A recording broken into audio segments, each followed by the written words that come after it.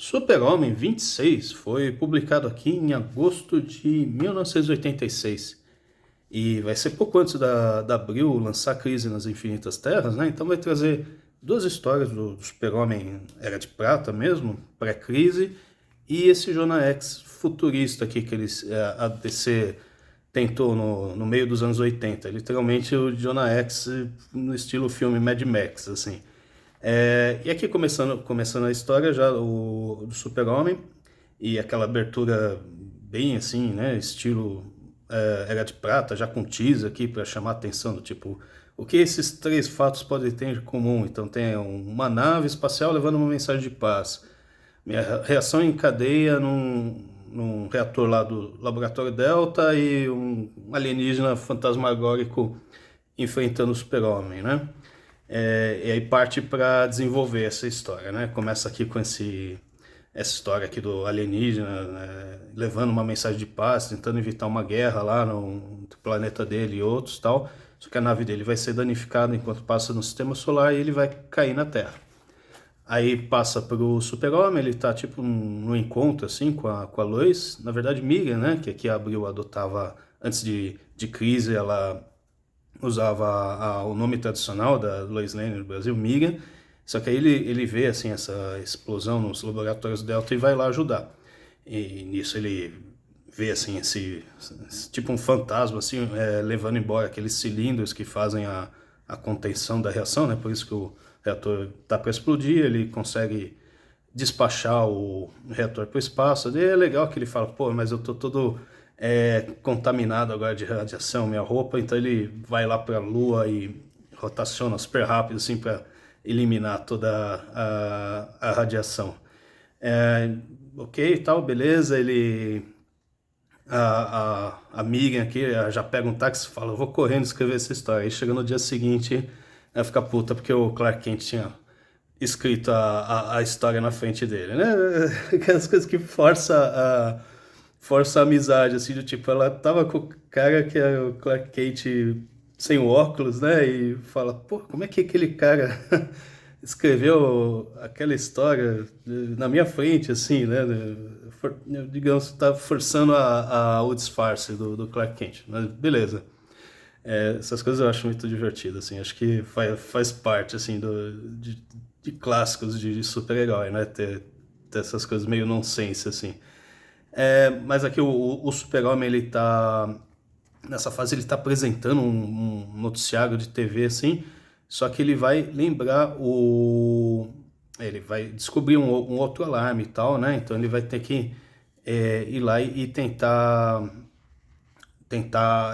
atacar esse cara aqui para ver se agora consegue interromper ele antes de explodir e tal. É até curioso porque ele sai correndo aqui, ele cai no poço do elevador e ninguém repara tal, né? Ninguém fica tão assustado assim e beleza, vou me transformar no Super-Homem. Aqui ele finalmente ele consegue evitar que esse reator exploda e ele descobre uns traços de radiação nesse fantasma, onde segue até a nave caída. E lá na nave caída, ele descobre lá o cara que estava adormecido. Na verdade, aquele fantasma era o subconsciente desse cara que estava saindo do corpo, ganhando vida e tentando consertar a nave, né, com aqueles cilindros, porque ele precisava entregar essa missão. É interessante que eles resolvem toda essa história tudo na última página, assim. E aí ele fala, não, agora eu preciso ir para o espaço e tal, e os programas falam, ó, sinto muito, mas vendo aqui a sua nave, ela caiu centenas de anos atrás, assim, você ficou adormecido centenas de anos, provavelmente essa guerra que você tentou evitar já era, tal.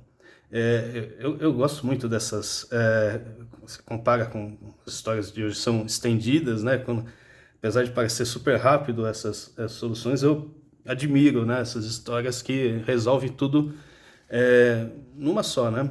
Tanto é que eu tava vendo no Guia dos Quadrinhos, eu acho que essa primeira história é até um número depois dessa, porque naquela época você não tinha tanta cronologia, então eles até conseguiam trocar a numeração das histórias do Super-Homem na publicação aqui e não afetava muito. Aí a segunda história, essa daqui tinha um desenho do Garcia Lopes, né? Então é bem detalhado e tal. E aqui é ainda mais clássico porque vai ter o desenho do Kurt Swain. E essa também é outra abertura bem Era de Prata, né? um inimigo destruindo uma estátua do Super-Homem de ódio e tal. Digamos assim, é de novo a primeira página, já fazendo o teaser do que é a história, né? Tipo, não... às vezes, sei lá, tudo era vendido em banca na época, né? Então, às vezes a pessoa precisava capturar pela capa e capturar a atenção já na primeira história, né? Para o cara já se interessar pela revista. Aqui tá o Super-Homem, ele tá limpando umas kryptonitas que estavam no espaço, por isso que ele tá com traje de chumbo. Segundo ele, ele tinha criado uma réplica de Krypton em homenagem e tal, e essa réplica acabou se destruindo também, porque também era uma réplica tão idêntica que o núcleo também era estável e se destruiu. Aquelas coisas que ficou mais pela cronologia pré-crise e tal. E aqui está o Super-Homem, ele está apresentando um noticiário de TV, e aí outra coisa que eu acho muito engraçada também, da Era de Prata, né? Ele precisa sair desse noticiário aqui para atender, então ele faz aquela coisa super rápida, assim, que ninguém consegue notar, mesmo estando exatamente na frente das pessoas, de passar um pó de arroz para parecer que está doente e dar uma desculpa de sair. Acho sensacional essas coisas mesmo. Bom, e aqui ele vai tentar impedir esse carinha aqui que está atacando, e esse cara ele tem um ódio pelo Super-Homem porque ele está lá contaminado com uma radiação, e o Super-Homem prendeu um outro vilão que ia conseguir curar, né, o cara. Tá? Então ele estava tentando se vingar lá do Super-Homem. Então ele bola aqui uma armadilha e tal, e essa armadilha gera um monte de coisas que o Super-Homem tem que fazer, como super sopro e força, tal, empurrar, socar uma porta lá, um pistão, e que esse vilão precisava para justamente lançar esse foguete. Esse foguete, a ideia dele era espalhar kryptonita pelo planeta inteiro, tal. Só que aí o Super-Homem constrói lá um outro foguete de chumbo, tal, dispara ao mesmo tempo, e esse foguete de chumbo meio que contém o outro. E aí no final é legal que ele fica com aquela navezinha dos Super Amigos, tal, que até os brinquedos do McFarlane relançou, assim, aquela versão clássica com essa navezinha. Então ele tá lá, né? Acho que por ter ainda muitos elementos de kryptonita que ficou pela atmosfera, tá ele com essa navezinha terminando de limpar, tal. E essa coisa de kryptonita acontece direto, assim, nessa história do Super-Homem pré-crise, né? Como ele é muito poderoso, os escritores acabam tendo que ficar meio viciado nessas soluções. Essa é uma sessão de carta que vai ter uma senhora, eu acho, que fala coroa inconformada, tal. E ela fala, eu já passei dos 30 anos, talvez nessa época você passou dos 30, tá nos 40, já é coroa mesmo, né? É uma idosa. E ela reclamando que a Abril publicava muitas histórias repetidas, acho que saía na Ebal, saía em outras editoras que publicou Super-Homem, né?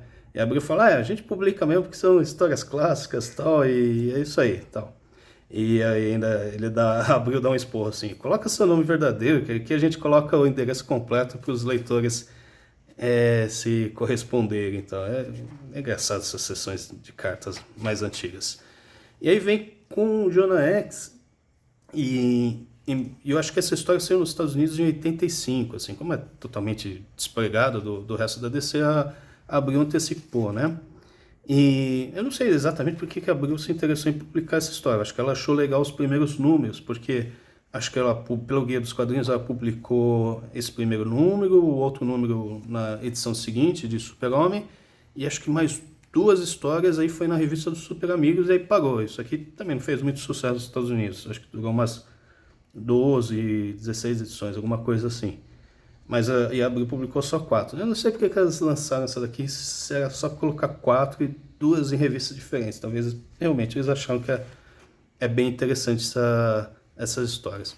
E aqui no começo tem uma retrospectiva da vida do Jonah X, né, para explicar quem é o cara. Curiosamente, parece vários pontos da história dele, mas não a cena onde ele vai ter a cara lá toda cortada com acho que uma machadinha indígena e tal, porque o cacique lá ficou bravo com ele achou que ele tinha sido um traidor e tal. Talvez eles acharam essa cena forte demais na edição que isso aqui foi publicado. Bom, enfim, acho estranho não ter exatamente a cena mais importante da vida do Jonah Hex. Mas beleza, e aqui no meio, no final dessa recapitulação, ele vai ser assim ele tá lá num bar, tal, protegendo uma pessoa, e ele vai acabar sendo teletransportado e vai acordar o que seria um outro bar, mas na verdade é um laboratório que está só tentando introduzir ele para o futuro.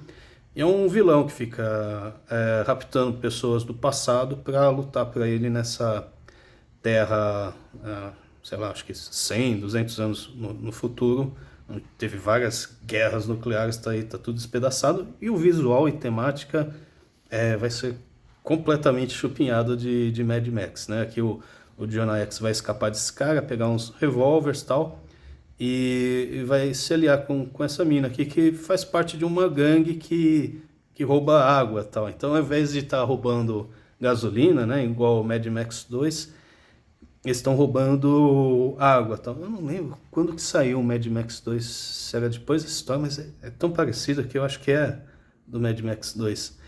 E aqui tal, ele fica meio na dúvida, porque esse pessoal que está roubando água parece uns vilões, tal, mas enfim, são meus únicos amigos, tal. E termina a história